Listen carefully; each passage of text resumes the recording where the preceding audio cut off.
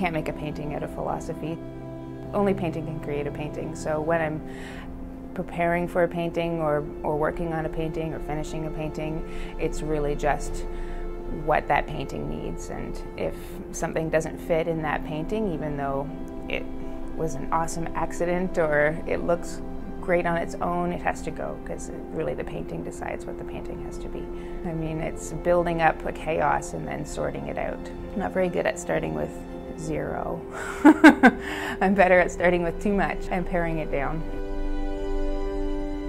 Looking at people's studios is it's a way to look at other people's environments, other people's creative environments.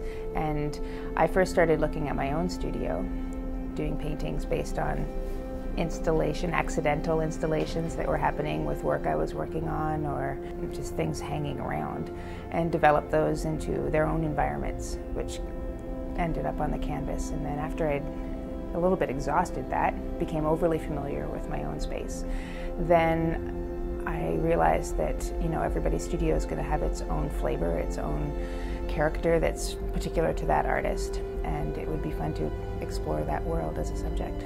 You can't go into a studio looking for anything in particular. Right. So you have to walk in with your camera and just basically collect as much data as you can, a little bit sort of documentary, and then go back through and do a second round of photographs, just looking for things that might be useful, and then sorting it into something where we recognize ourselves in it.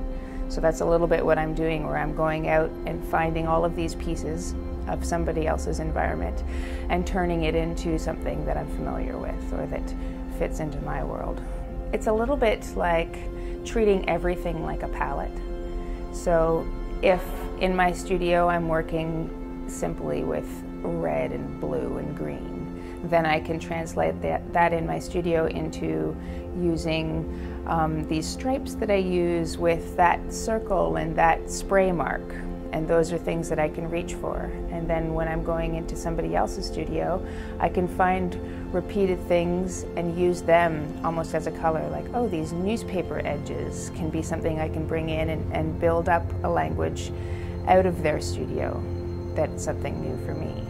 It's all about mixing together foreground and background, and the rules of, you know, the usual physical world as we perceive it don't have to apply. So if there's an opportunity to reinvent something, then that's what painting can be there for. It's not an easy path to make a life in art. For me, it's finding a way to really just be myself in it all the time, because there are so many things I could choose to do, or one could choose to do in life, where you can, you know, try to fit yourself into different things, that if you're already choosing this somewhat difficult road, you might as well just do it fully. Hi, I'm Fiona Ackerman, and I'm a painter. You will never surprise yourself if you don't take a chance, and what's the point if you're not going to have a few surprises?